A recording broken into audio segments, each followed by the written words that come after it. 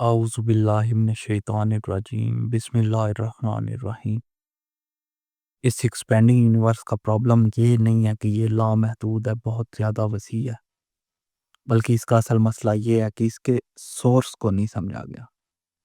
انسان ستاروں کو گن رہے ہیں، کہکشاؤں کو ناپ رہے ہیں، روشنی کی رفتار تک پہنچ گئے ہیں، لیکن ایک سوال بہت پیچھے چھوڑ رہے ہیں کہ سب کا سورس، اس سب کا مرکز اور اس سب کی وجہ کیا ہے۔ قرآن کہتا ہے کہ اللہ خالق کل شیء، اللہ ہر چیز کا خالق ہے، لیکن تفصیل سے سمجھے تو وہ خالق صرف بنانے والا نہیں، بلکہ ہر لمحہ تھامنے والی ذات ہے۔ اللہ اس کائنات کے اندر بیٹھی کسی طاقت کا نام نہیں ہے، بلکہ اللہ وہ مرکز ہے جو ہر طاقت کو پیدا کرتا ہے۔ یہ ستارے آسمان میں بکھرتے کیوں نہیں ہیں؟ وقت آگے ہی کیوں جاتا ہے، پیچھے کیوں نہیں آتا؟ فطرت کے قوانین مستقل کیوں ہیں؟ وَسَخَّرَ لَكُم مَا فِي السَّمَاوَاتِ وَمَا فِي الْأَرْضِ جَمِيعًا مِّنْهُ، ہم نے تمہارے لیے زمین میں اور آسمان میں جو کچھ ہے سب کچھ مسخر کر دیا، اور یہ سب اسی وجہ سے قائم ہے کیونکہ اللہ نظام دیتا ہے، حدیں مقرر کرتا ہے، توازن قائم رکھتا ہے۔ انسانوں نے ہمیشہ کناروں پر تحقیق کی ہے اور مرکز کو مذہب کا مسئلہ سمجھ کر چھوڑ دیا۔ ہم نے بھی اللہ کو ایک مذہبی تصور بنا دیا، کسی فرقے کا خدا، کسی مسجد کا موضوع۔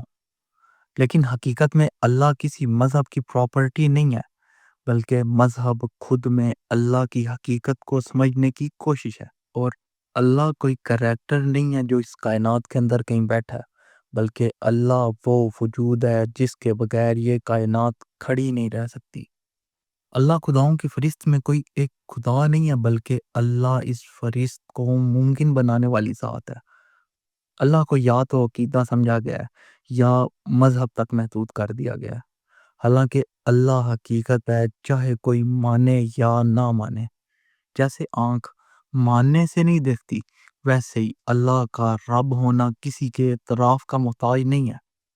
دم توف کرم کے شمع نے یہ کہا کہ وہ وسر کہن، نہ تیری حکایت سوز میں، نہ میری حدیث گداز میں، نہ کہیں جہاں میں اما ملی، جو اما ملی تو کہاں ملی، میرے جرم خانہ خراب کو تیرے عفو بندہ نواز میں۔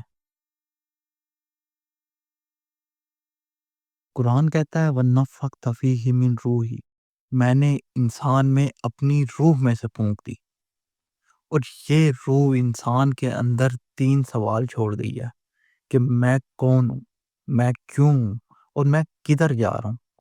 اسی لیے انسان مکمل ہونے کے باوجود خالی محسوس کرتا ہے، طاقت، دولت، تعلق ہونے کے باوجود بھی دل بے چین رہتا ہے۔ اور اللہ کو ماننے کا مطلب یہ ہے کہ انسان سمجھے کہ اپنے موجود ہونے کی وجہ میں خود نہیں ہوں، بلکہ کوئی اور ہے، میرا مرکز کوئی اور ہے کہ جس پر میں ٹکا ہوں۔ اللہ انسانی زندگی کا وہ مرکز ہے جسے ماننے سے نظام بنتا ہے اور بھولنے سے انتشار پیدا ہوتا ہے۔ مرکز کی مثال ایسے ہے جیسے دل انسانی جسم کا مرکز ہے اور مسلسل حرکت میں ہے، اسی وجہ سے جسم زندہ ہے۔ ہر نظام کا ایک مرکز ہوتا ہے، کہکشائیں اپنے مرکز کے گرد گھومتی ہیں، ایٹم اپنے مرکز کے بغیر بکھر جاتا ہے، دل کی دھڑکن اپنا مرکز کھو دے تو زندگی رک جاتی ہے، اور اگر انسان کا مرکز واضح نہ ہو تو انسان کا علم تو انسان کی طاقت بنتا ہے، طاقت ظلم بن جاتی ہے، اور ترقی خوف میں بدل جاتی ہے۔ نفسیاتی طور پر اللہ انسان کے اندر الٹیمیٹ ریفرنس پوائنٹ ہے۔ جب اللہ نہ ہو تو ایگو انسان کی خدا بن جاتی ہے۔ ظاہر کی آنکھ سے نہ تماشا کرے کوئی، وہ دیکھنا تو دیدائے دل وا کرے کوئی، اڑ بیٹھے کیا سمجھ کر طور پر کلیم، طاقت ہو دید کی تو تقاضا کرے کوئی۔ اللہ فرماتا ہے کن، ہو جا، فیکون، وہ ہو جاتا ہے۔ یہ صرف تخلیق کی کہانی نہیں ہے، یہ اصول ہے۔ اکثر لوگ اسے صرف معجزہ سمجھتے ہیں، لیکن اصل میں یہ وجود کا قانون ہے۔ پہلے ارادہ، پھر حکم، پھر ظہور۔ انسان اپنے رب کو اچھے سے پہچانے، اسی لیے انسان کو بھی یہی صلاحیت بخشی گئی ہے۔ انسان بھی جب فیصلہ کرتا ہے تو وہ اسی ڈیوائن پیٹرن کی نقل کرتا ہے۔ فرق صرف اتنا ہے کہ انسان کا کن محدود ہے اور اللہ کا کن لامحدود، حدوں سے آزاد ہے۔ آپ ایک سوال کو سمجھیں کہ اللہ انسان کی زندگی میں کیا اختیار رکھتا ہے۔ اب اس کے جواب کو سمجھیں کہ اللہ صرف عبادت کا موضوع نہیں ہے، بلکہ اللہ فیصلوں کا معیار ہے۔ جب اللہ کو مانا جاتا ہے تو سچ بولنا فائدے یا نقصان پر منحصر نہیں رہتا، ظلم طاقت کی بنیاد پر جائز نہیں ہو جاتا، اور صبر انسان کی کمزوری نہیں رہتا۔ زندگی میں اللہ کا اختیار نیت پر، اخلاق پر، صبر پر، امید پر اثر ہوتا ہے۔ اللہ کو ماننے والا انسان یہ کہتا ہے کہ میں کامیابی کا فیصلہ نہیں کرتا، بلکہ میں درستی کا انتخاب کرتا ہوں۔ قرآن کہتا ہے کہ والعاقبۃ للمتقین، اور انجام تو اہل تقوی کے لیے ہے۔ باتیں، لفظ، نام، یہ ہمیشہ بے ضرر نہیں ہوتے، یہ ذہن بناتے ہیں۔ ذہن فیصلے بناتا ہے، فیصلے تقدیر کا رخ موڑ دیتے ہیں۔ ہر تہذیب نے کچھ کلمات کو مقدس سمجھا ہے، کچھ ناموں کو مقدس جانا ہے، کیونکہ وہ جانتی تھی کہ ہر نام صرف لیبل نہیں ہوتا، اور اللہ کا نام تو ان ناموں جیسا محض نام نہیں ہے۔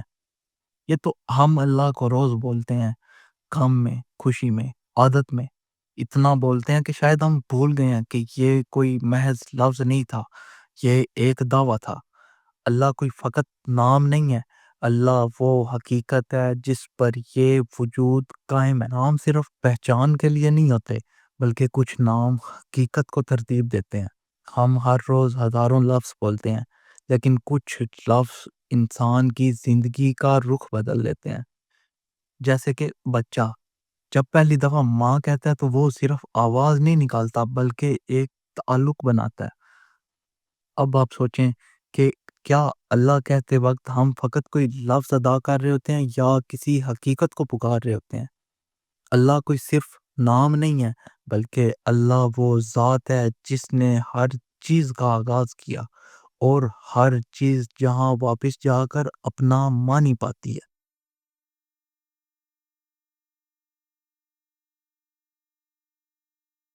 کچھ دکھانے دیکھنے کا تھا تقاضا طور پر، کیا خبر ہے تجھ کو اے دل، فیصلہ کیوں کر ہوا؟ دیکھنے والے یہاں بھی دیکھ سکتے ہیں تجھے، پھر یہ وعدہ حشر کا صبر آزما کیوں کر ہوا؟